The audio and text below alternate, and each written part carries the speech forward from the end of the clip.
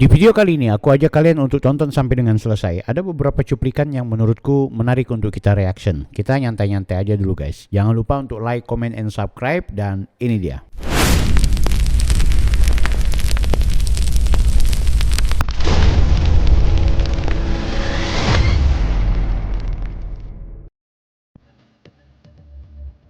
Baik.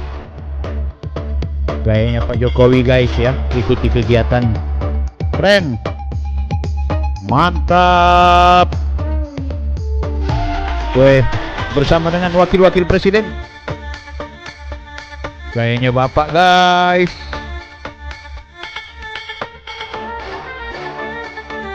Jos. Iya.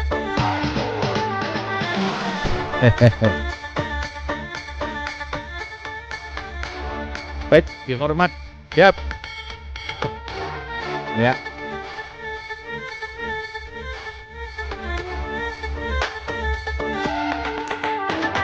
Asik.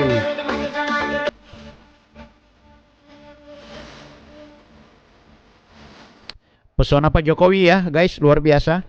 Di kegiatan rapat DPR RI kemarin bersama dengan Presiden Republik Indonesia, Pak Jokowi datang sebagai tamu, satu-satunya mantan presiden yang hadir cuma beliau.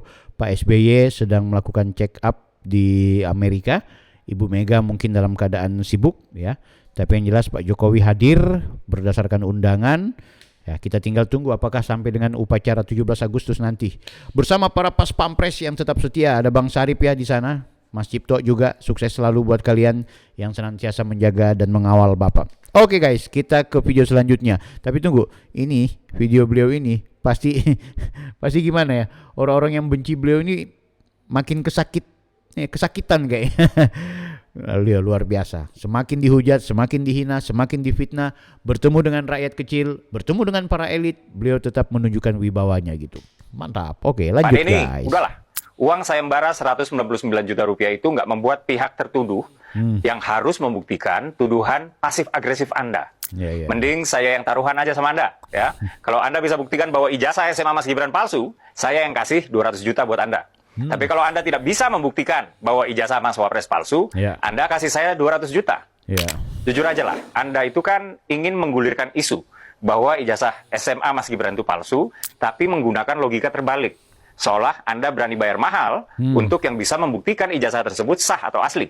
Kalau tidak ada yang tertarik, ya awal-awalnya Anda naikin nominal hadiah sayembara. Lama-lama Anda akan menggunakan ketidaktertarikan publik, ya, untuk kemudian Anda menyimpulkan bahwa tidak ada yang bisa membuktikan ijazah Mas Gibran asli. Ini kan secara nggak langsung membangun persepsi tuduhan, ya, tuduhan ijazah Mas Gibran palsu tanpa punya bukti, tapi sambil menyisakan ruang untuk berkelit. Loh, saya nggak pernah loh bilang ijazah Mas Wapres palsu. Kemudian karena tidak ada yang mengikuti sayembara Anda, lalu kembalilah ke taruhan aneh itu. Maka Anda merasa berhak untuk meminta terus Mas Wapres mundur karena merasa menang taruhan. Akhir kata, orang-orang seperti Roy Suryo dan Denny Indrayana ini mungkin terinspirasi oleh propagandis Jerman yang pernah bilang, if you tell a lie big enough and keep repeating it, people will eventually come to believe it. Jika Anda mengatakan kebohongan yang cukup besar dan terus mengulanginya, orang-orang akhirnya akan mempercayainya. Mari kita lawan kebohongan-kebohongan itu dengan kewarasan. Ya, aku sebenarnya sudah malas bahas soal Denny ini guys, tapi logika dari Bang Uki menarik juga menurutku ya. Soal ini ada hal yang tepat atau tidak itu urusan berikut, tapi yang jelas menarik. Apa yang disampaikan oleh Bang Uki ini terkait Denny ini ditantang balik. Ya udahlah, kalau lo bilang mana ijazah aslinya Mas Gibran, ya ini kan cara-cara yang lucu-lucu aja. Mas Uki tadi bilang, ya udah gini aja. Kalau lo bisa buktikan bahwa ijazahnya Mas Gibran itu palsu, gue kasih sama lo. Ya sudah ikut-ikutan aja Bang Uki. Oke guys, kalian bisa nilai sendiri video ini. Oke, kita langsung ke video selanjutnya. Mantan Hakim Senior Binsar Gultom, kasus tuduhan ijazah Jokowi, nama Jokowi semakin cemerlang termasuk partai PSI. Wow, oke kita lihat. Kalau dikatakan ijazah Jokowi palsu, jangan masukkan siapa? Apakah Pak Jokowi yang masukkan? Kalau Pak Jokowi dituduh memalsukan, di mana dipalsukan? Oleh siapa? Ya, di mana? Ini yang harus ditindaklanjuti oleh Ya. semua penuding-penuding palsu-palsu ini. Tidak mungkin kalau menurut saya Pak Jokowi sendiri yang masukkan. Kalau memang itu palsu ijazah diterima dari UGM, Ya. berarti Universitas Gajah Mada lah yang menjadi sasaran, Ya. yang harus digugat. Betul. Kemana digugat? Bukan ke pengadilan negeri, Ya. pengadilan tata usaha negara. Ya. Ini masalah kewenangan, Ya. disalahgunakan, Betul. abuse of power. Kan itu. Jadi ini kemudian orang-orang yang merasa berkepentingan seolah-olah dia punya kepentingan Ya. akan ijazah ini, Ya. legal standingnya, apa kepentingannya, apa Ya. yang dirugikan terhadap dia. Ini pun saya persoalkan ini. Ya. Ya. Ya. Saya jangan kalah dulu dia. Kalau misalnya ijazah saya, oh Pak Binsar, Ya. ijazahmu itu semua mulai dari SD Ya. sampai perguruan tinggi profesor itu palsu. Dari mana saudara tahu itu palsu? Ya, Buktikan. Kalau saudara mengatakan itu palsu, siapa yang menggugat atau menuduhkan? Ya dia dong yang membuktikan. Ya. Ini loh Pak Binsar, ini ijazahmu itu palsu, nggak benar nih. Loh, kalau begitu saya bertanya, loh siapa yang menerbitkan ijazah saya ini? Wah, akan saya sebutkan semua perguruan tinggi yang Pernah saya berkuliah. Ah. Ini juga ini yang Pak Jokowi. Ya. Apa yang rupanya yang dipersoalkan? Ijazahnya katanya palsu. Siapa bilang palsu? Oh hasil penelitian. Oh kalau hasil penelitian, ijazah siapa? Ada aslinya enggak yang diteliti? Oh tidak, hanya fotokopi. Loh, kok dibilang palsu? Kalau memang benar palsu, wah Pak Jokowi juga bisa menuntut Gajah Mada. Ya. Ya. Kenapa ijazahku palsu? Ya. Ya. Tapi kalau sampai diteliti semua KRS-nya lah, KHS-nya lah. Ini sampai melebar saya lihat ijazah SD, SMP. Ini juga nggak digugat, nggak diminta masalah menunjukkan ijazah Ya. Ya. Ya. SD, SMP, SMA. Ngapain? Ya, Ini ya, persoalan ya. kan objek perkaranya ijazah sarjana di UGM. di UGM. Ya. Ya. Kan hanya itu.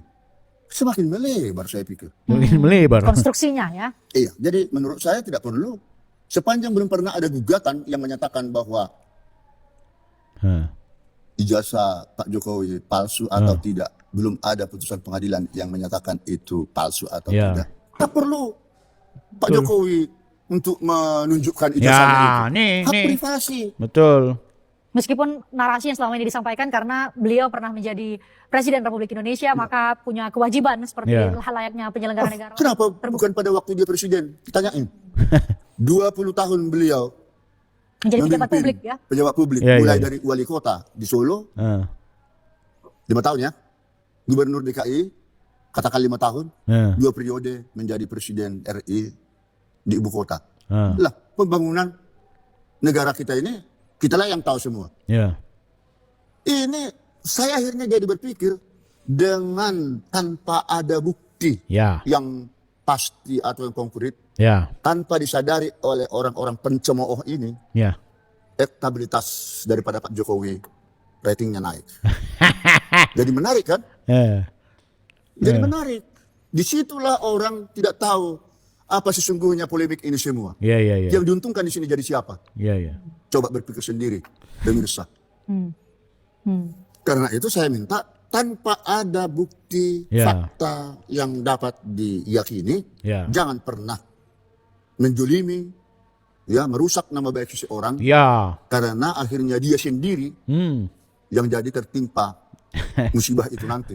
Bahkan dia justru mengangkat orang yang tidak pernah terbukti bersalah itu. Ya, jadi nama Pak Jokowi saya lihat jadi cemerlang. Termasuk kita bahas pada saat hari ini ya. Ya termasuk PSI-nya mungkin kan. Jadi strategi ini jadi seolah-olah Pak Jokowi yang membuat, padahal bukan. Itu ya. Jadi jangan pernah menzolimi orang, jangan fitnah-fitnah sembarang ya. Kecuali yang di UNJ itu bukan fitnah, itu fakta bahwa ada pelanggaran, ada problem akademik. Ya tinggal nanti kebijakan dari kampus gimana, apakah akan mencabut atau tidak, atau akan lempar handuk, atau akan membiarkan. Sehingga dalam catatan sejarah kampus UNJ pernah meloloskan orang yang melanggar aturan kampus itu sendiri. Ayo bagaimana? Tapi kalau Pak Jokowi itu cuma korban dari mulut-mulut orang-orang yang sembarang aja gitu. Ini profesor ini cerdas, menurutku cerdas guys. Oke, kita lanjut ke video selanjutnya. Terlihat Pak Jokowi dan Pak Budiono sedang berbincang masalah serius. Sepertinya kedua tokoh ini sedang membicarakan perbaikan bangsa ini ke depan. Merdeka! Lihat ya.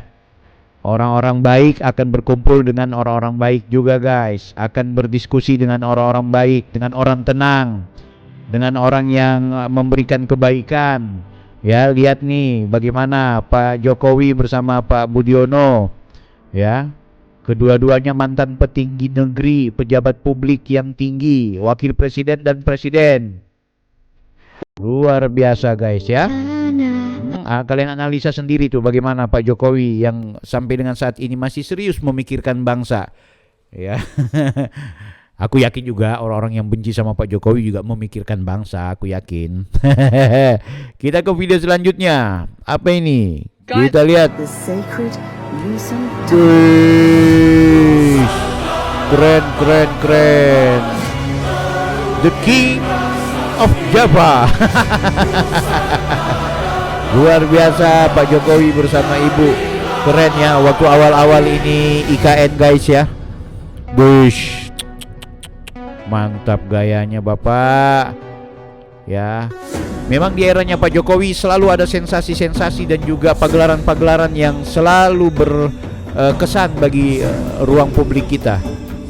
Luar biasa. Ini adalah upacara bendera pertama di ibu kota Nusantara guys. Luar biasa.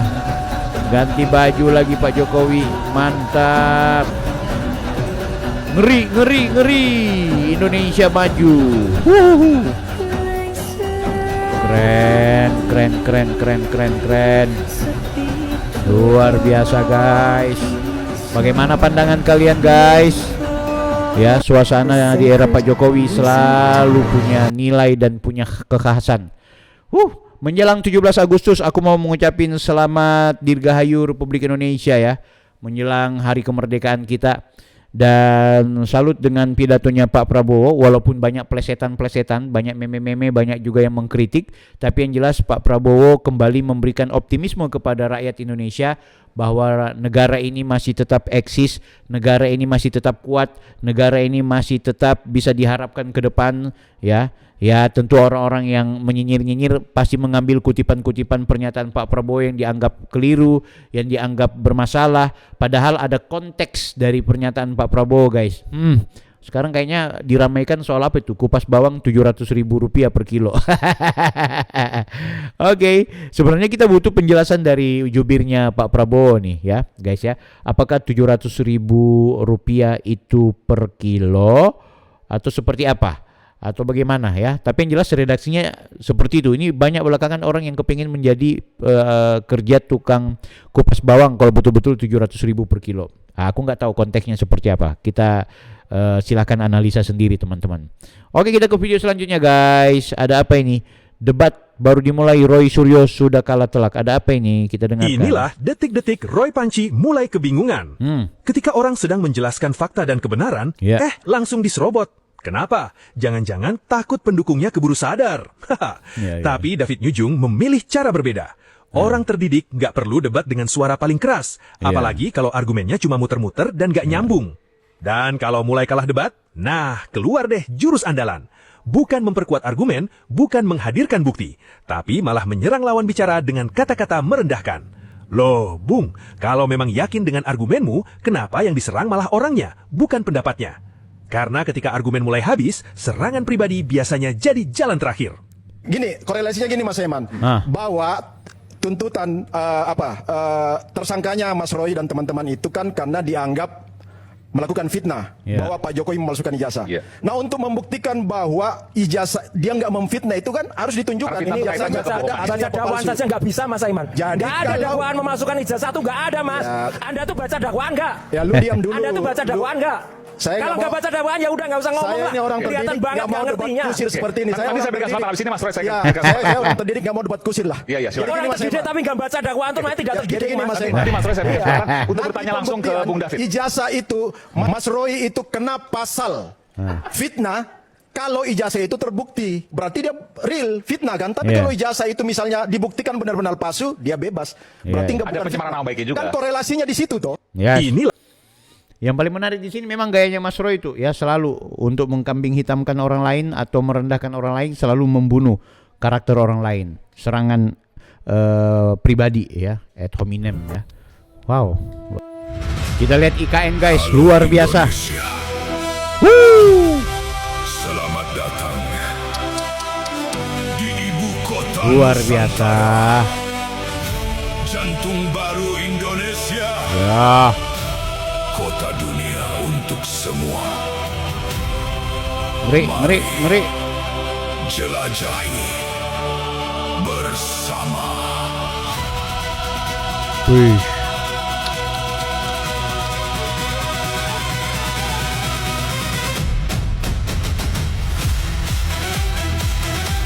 Oh, udah. Ngeri. Wow.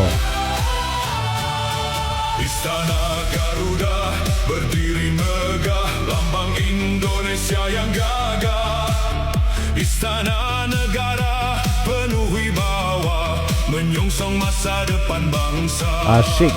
Plaza seremoni indah berseri, Taman Kusuma Bangsa menginspirasi. Wow. Titik nol Nusantara jadi saksi, harapan negeri terus bersemi. Asik. Masjid Negara IKN Woo. pesona, tempat ibadah penuh cahaya. Hutan hijau tetap terjaga, alam dan kota hidup bersama. Asik. Istana Garuda Yang belum pernah ke IKN, ayo pergi ke IKN guys. Plaza seremoni, Taman Kusuma Bangsa. Asik suasananya ya.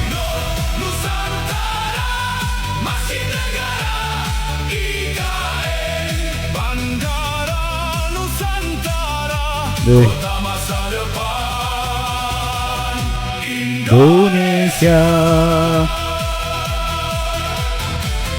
Keren.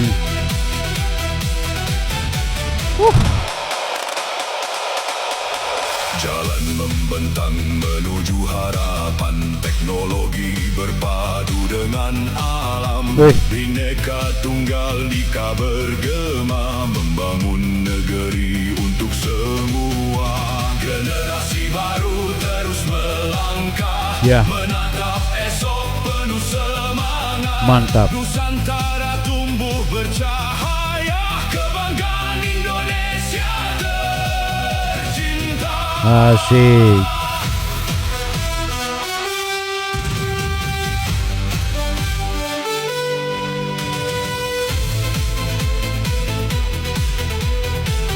Luar biasa. No comment. Ya.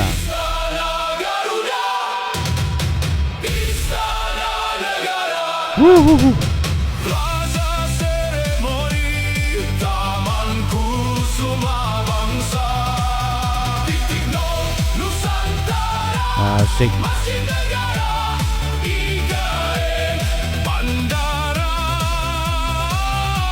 Nusantara. Asik. Welcome to Ibu Kota Nusantara, Ya. Kalimantan Timur, kota dunia untuk semua. Luar biasa. Indonesia.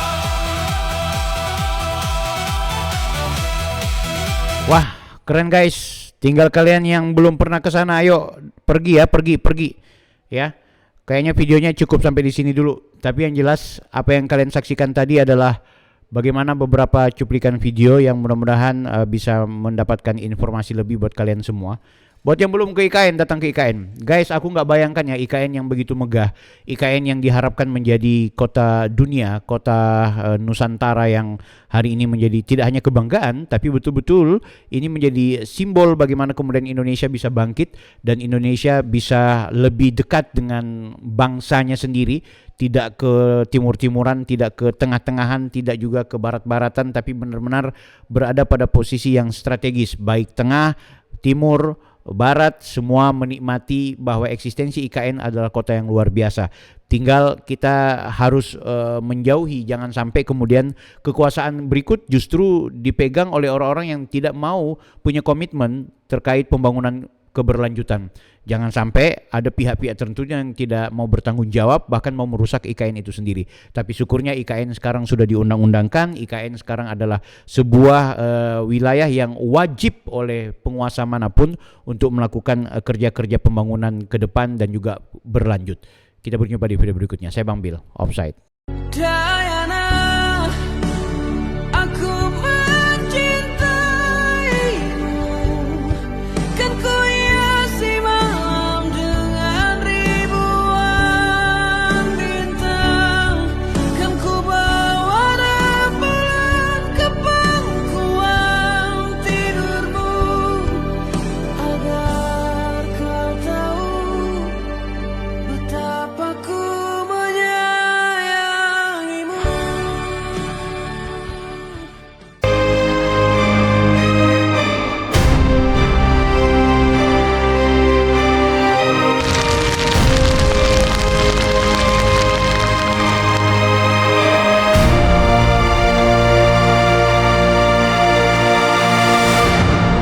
YouTuber Nusantara.